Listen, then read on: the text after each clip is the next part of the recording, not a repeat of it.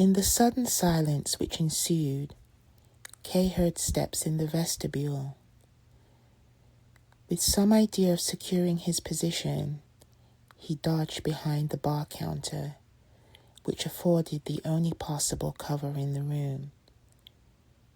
He had an admitted right to be in the bar, but since he meant to spend the night there, he had to avoid being seen. So when the door was actually opened, he slid under the counter. To be discovered there, of course, would have its dangers too. Yet he could explain plausibly enough that he had only taken refuge from the wild license of the peasants. It was the landlord who came in. "Frida?" he called, and walked up and down the room several times. Fortunately, Frida soon came back. She did not mention Kay. She only complained about the peasants, and in the course of looking round for Kay, went behind the counter, so that he was able to touch her foot. From that moment, he felt safe. Since Frida made no reference to Kay, however, the landlord was compelled to do it. "And where is the land surveyor?" he asked. He was probably courteous by nature, refined by constant and relatively free intercourse with men who were much his superior. But there was remarkable consideration in his tone to Frida, which was all the more striking because, in his conversation, he did not cease to be an employer addressing a servant, and a saucy servant at that. "The land surveyor, I forgot all about him," said Frida, setting her small foot on Kay's chest. "He must have gone out a long time ago." "But I haven't seen him," said the landlord, "and I was in the hall nearly the whole time."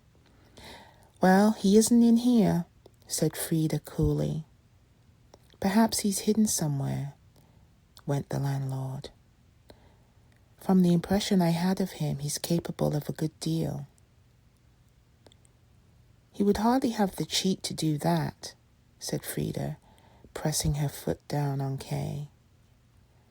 There was a certain mirth and freedom about her which Kay had not previously remarked, and quite unexpectedly took the upper hand, for suddenly laughing she bent down to Kay with the words, "Perhaps he's hidden underneath here," kissed him lightly and sprang up again, saying with a troubled air, "No, he's not there." Then the landlord too surprised Kay when he said, "It bothers me not to know for certain that he's gone, not only because of Herr Clam, but because of the rule of the house, and the rule applies to you, Fraulein Frida, just as much to me." "Well, if you answer for the bar, I'll go through the rest of the rooms. Good night, and sleep well." He could hardly have left the room before Frida had turned out the electric light and was under the counter beside Kay. my darling," she whispered. But she did not touch him. As if swooning with love, she lay on her back and stretched out her arms. Time must have seemed endless to her in the prospect of her happiness, and she sighed rather than sang some little song or other. Then as Kay still lay, absorbed in thought, she started up and began to tug at him like a child. "Come on, it's too close down here." And they embraced each other. Her little body burned into Kay's hands in a state of unconsciousness which Kay tried again and again, but in vain to master. They rolled a little way, landing with a thud on Clam's door, where they lay among the small puddles of beer and other refuse gathered on the floor.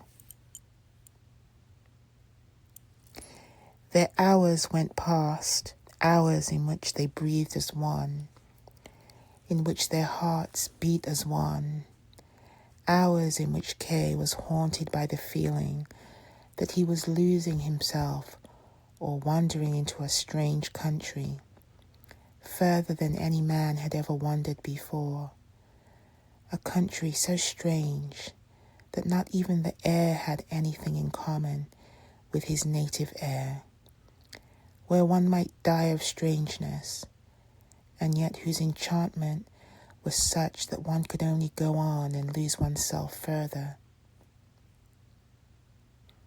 So it came to him, not as a shock, but as a faint glimmer of comfort, when from Clam's room, a deep, authoritative, impersonal voice called for Frida. "Frida," whispered Kay in Frida's ear, passing on the summons. With a mechanical instinct of obedience, Frida made as if to spring to her feet.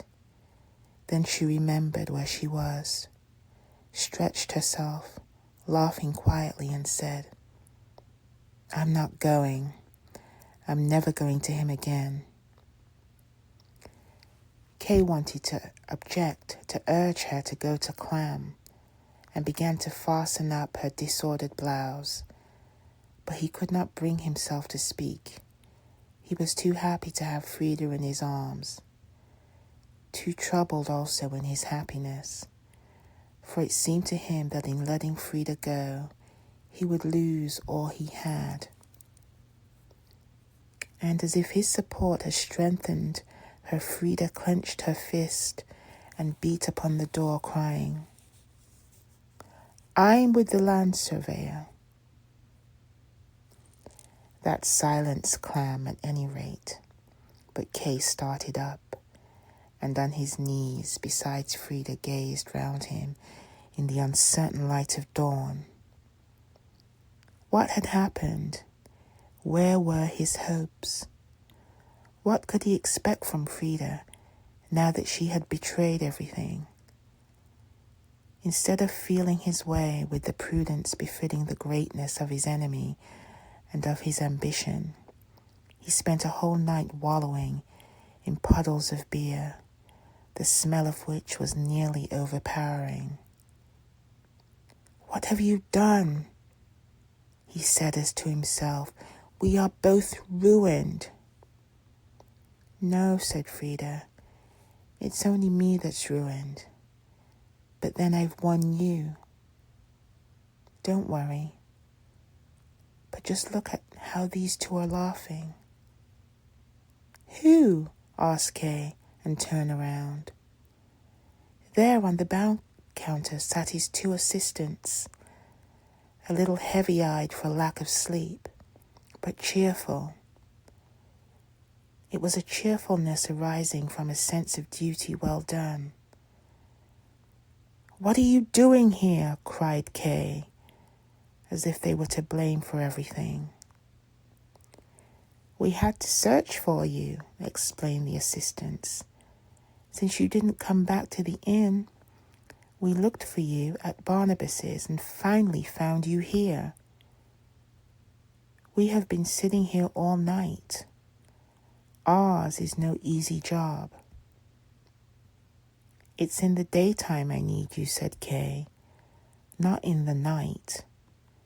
Clear out." "But it's daytime now," said they without moving. It was really day. The doors into the courtyard were opened.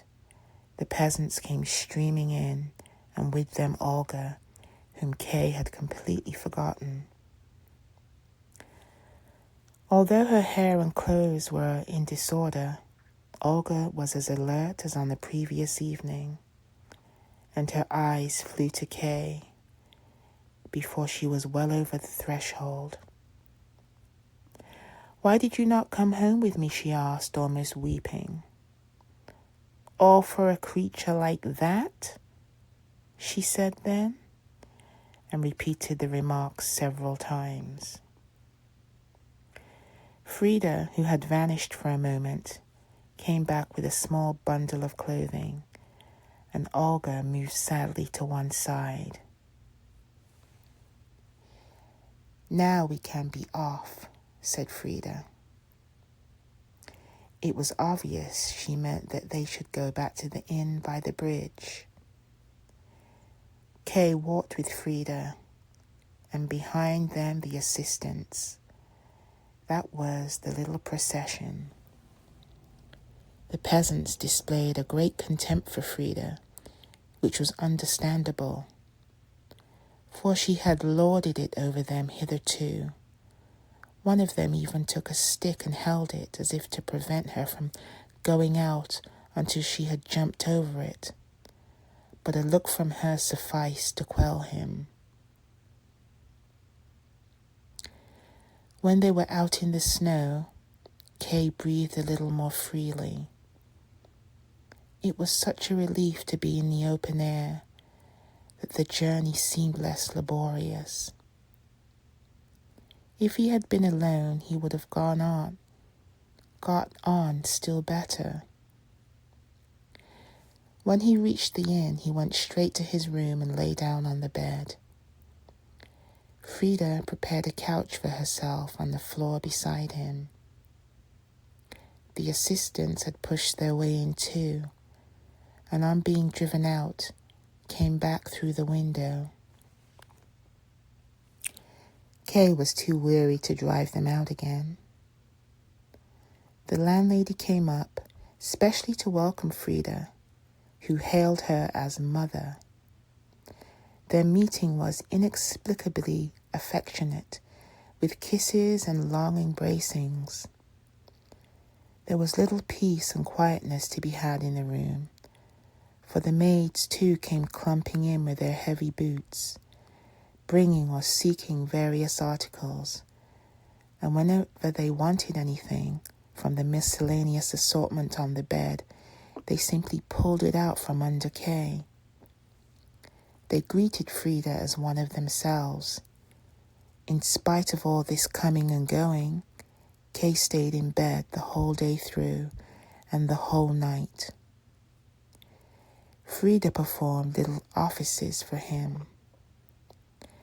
When he got up at last on the following morning, he was much refreshed, and it was the 4th day since his arrival in the village.